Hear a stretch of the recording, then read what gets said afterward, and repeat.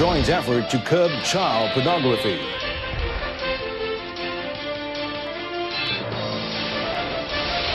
JPN smashes syndicate forging identification documents.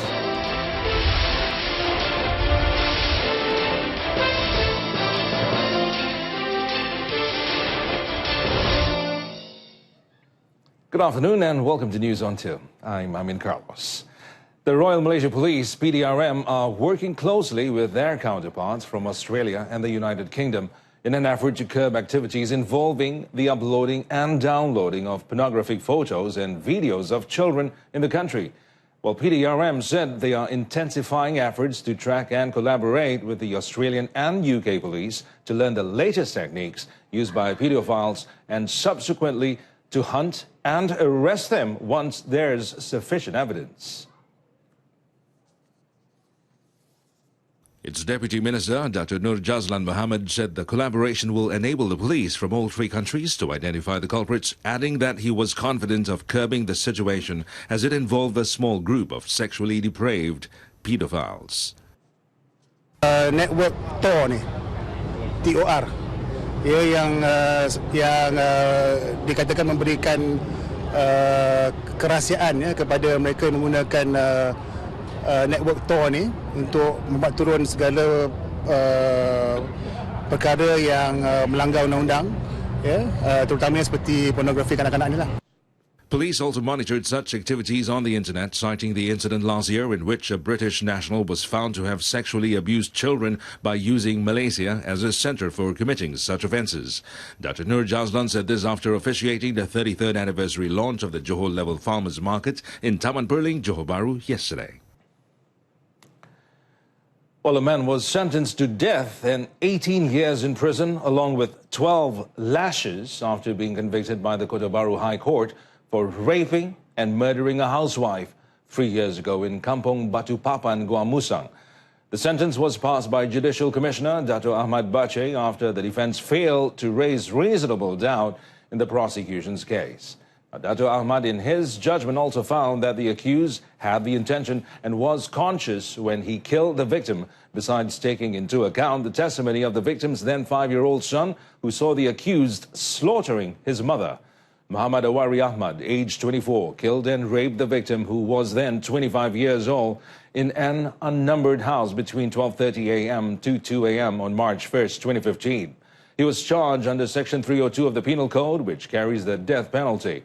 Upon conviction, the accused was also charged under Section 376, subsection 4 of the Penal Code, which carries the death penalty or imprisonment of not less than 15 years and not more than 30 years, as well as whipping of not less than 10 strokes. Now, 3 years ago, the media reported that the victim was believed to have died at the hands of criminals who broke into her rented house. The National Registration Department, JPN, has smashed a syndicate engaged in forging identification documents in eastern Sabah with the arrest of 13 people, now 2 of them believed to be agents. And JPN Director General Dato' Muhammad Razin Abdullah said the arrests were made following 2 raids, one in Tawau last Friday and the other in Sandakan early yesterday. Now, 11 people, one of them an agent, were arrested in Tawau, and he said, adding that they comprised a man and 10 women. And briefing reporters, he said 2 people, one of them a 52-year-old woman agent, were arrested in the raid on a house in the Sedco industrial area in Sandakan at 2 a.m. yesterday. Dato' Muhammad Razin said several identification documents, among them birth certificates and identity cards, were seized in the raids. And he said the 2 agents, one of them a 52-year-old man arrested in Tawau, were Malaysians, while the 11 others were Filipino and Indonesian nationals. An initial investigation showed that the syndicate charged between 300 and 6,000 ringgit for a birth certificate or an identity card for illegal immigrants from the Philippines or Indonesia. In Tawau, he said the syndicate also bought the birth certificates of children who had died in the districts of Semporna, Kunak and Lahad Datu, but had not yet registered their deaths at the department.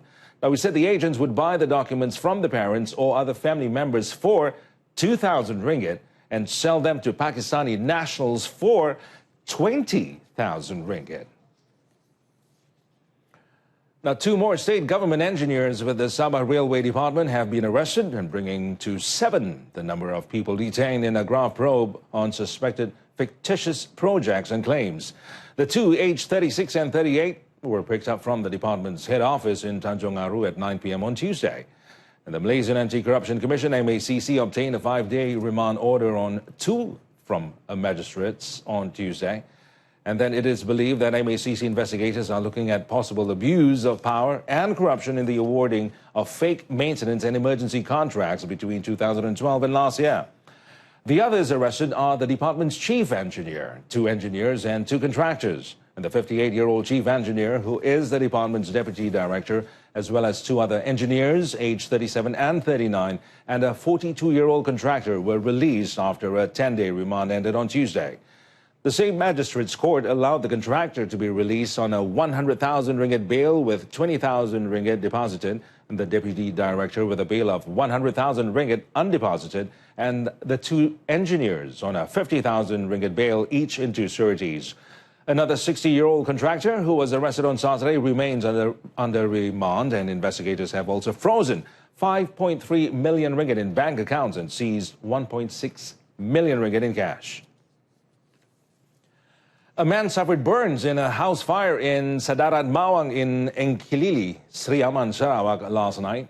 Now, details are still sketchy, but information from the Sarawak Fire Operations Center said the fire broke out at about 11 p.m.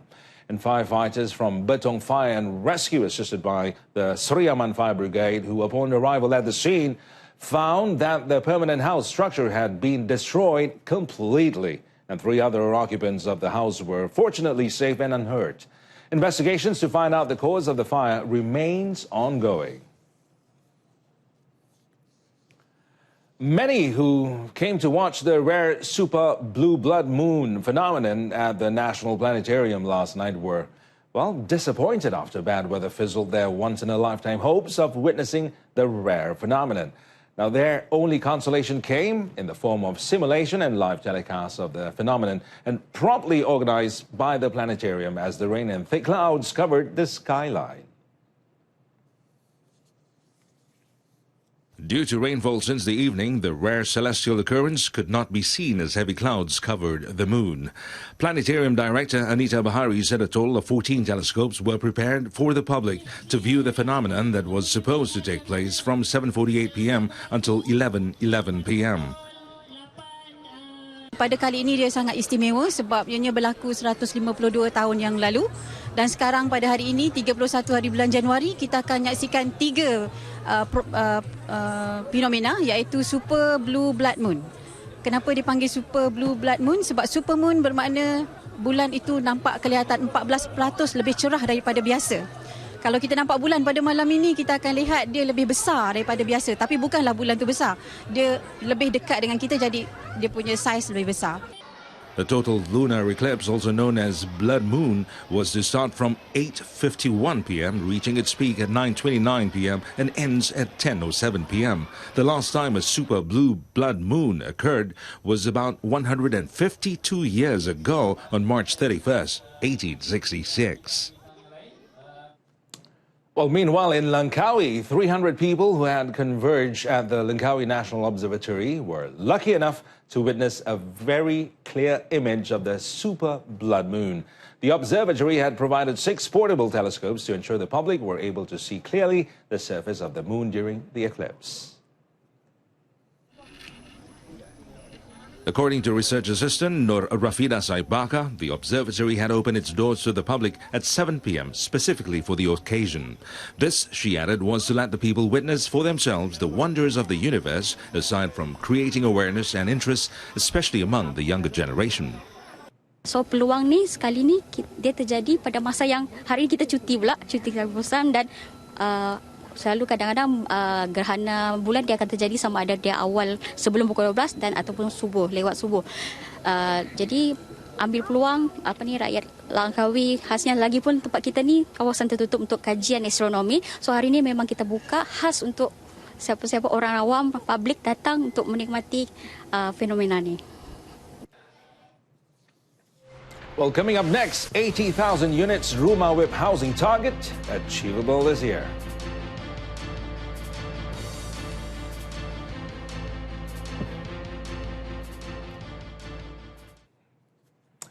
Now, Biz today, the target of developing 80,000 units under the Federal Territory's Affordable Housing or Rumah WIP program can be achieved this year ahead of the initial deadline of 2020.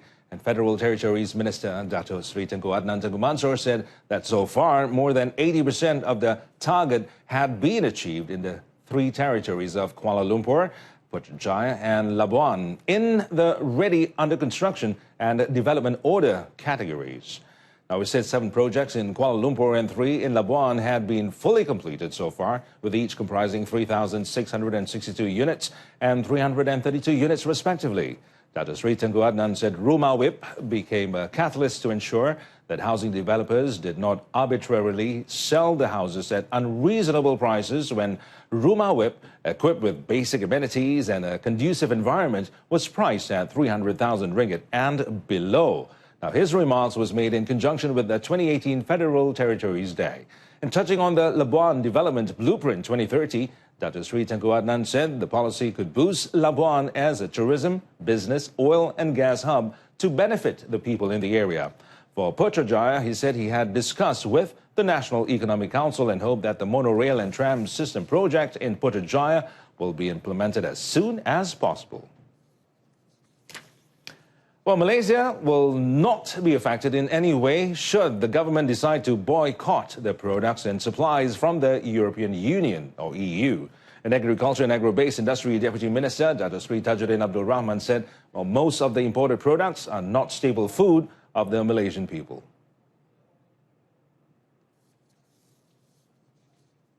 Amongst the products constantly being imported from the EU are dairy products such as margarine and cheese. Tak ada lah kalau tak ada diimport pun barang-barang tu. Tak mati dah orang Malaysia ni. Benar tak? Selamat lagi duit ada. So saya menyokong saranan Yang Amat Berhormat Timbalan Perdana Menteri. Kalau sekiranya mereka memboikot produk kita seperti kelapa sawit, minyak kelapa sawit, kita pun patut boikot juga. Tak ada rugi, untungnya banyak. Dato Sri Tajuddin was speaking after opening the general meeting of the Pasir Salak Association of Single Mothers at the Pekan Rabu Multipurpose Hall in Pasir Salak. As such, he also suggested that the imports from the countries concerned be listed down before they make a decision on whether to boycott or not.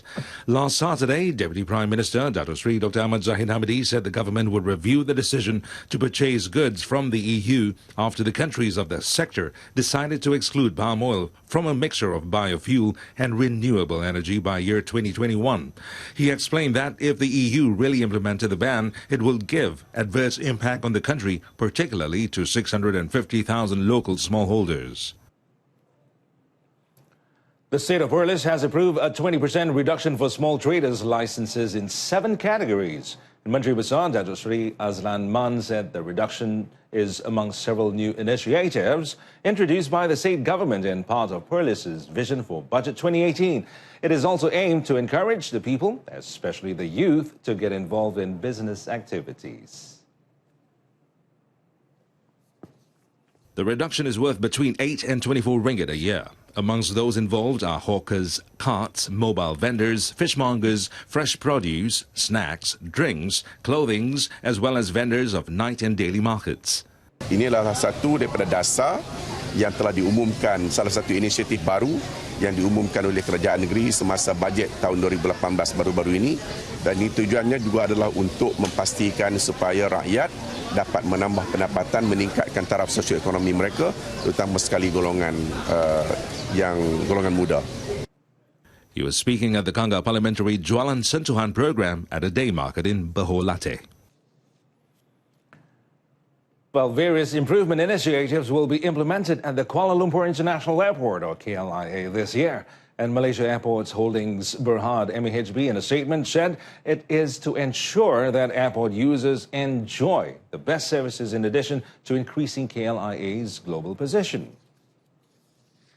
Now, MAHB explained that several improvements have been carried out following initial feedback and complaints from KLIA airport users. And amongst the improvements include working together with the Immigration Department to open more counters during peak hours. In addition, one of the initiatives is also to reduce congestion in the passenger embarking and disembarking zone. MAHB will continue to share the latest information with the public about the progress of long-term projects such as the aero train upgrade, runway evaluation along the maintenance and expansion of the airport. Prime Minister Dato' Sri Najib Tun Razak stopped short of announcing the much-awaited date for the 14th general election, and when he called on the people to give their undivided support to all Barisan national candidates. Now, for these reasons and more, it is believed the 14th general election is coming close, although at this point, this is just mere speculation. Saya harap jangan lupalah saya bila sampai pada masanya nanti. Speaking at a media conference after the UMNO Supreme Council meeting Tuesday, Dato' Sri Najib said he was still waiting for an inspiration before deciding on the date for the 14th general election.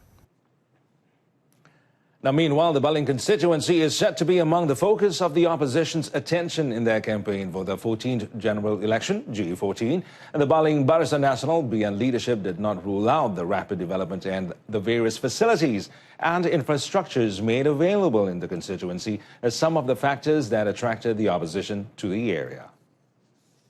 Now, Baling UMNO Chief Dato' Sri Abdul Aziz Abdul Rahim said the visit by opposition leaders, including Deputy President or Parti Pribumi Bersatu Malaysia, PPBM, Dato' Sri Mukriz Tun Dr. Mahathir, to Baling recently, proved that they too were interested in the constituency. Now, he said they were interested because Baling has everything from a college, which soon to be upgraded to a full university, to a specialist hospital, a UITM, and even 26 factories to be built in Mukim Tower. Dato' Sri Abdul Aziz, who is also Baling Member of Parliament, however, said he was confident that the voters in Baling could not be bought easily by parties which only appeared when general election is near. Now, that concludes this afternoon's news. On to in our top story. JPN smashes syndicate forging identification documents. And do join us again at 12:30 tomorrow afternoon. I'm AMIN Carlos and all of us here at RTM wishing our listeners and viewers in Labuan, in Federal Territory Putrajaya and Kuala Lumpur a happy Federal Territory Day. Thanks for watching.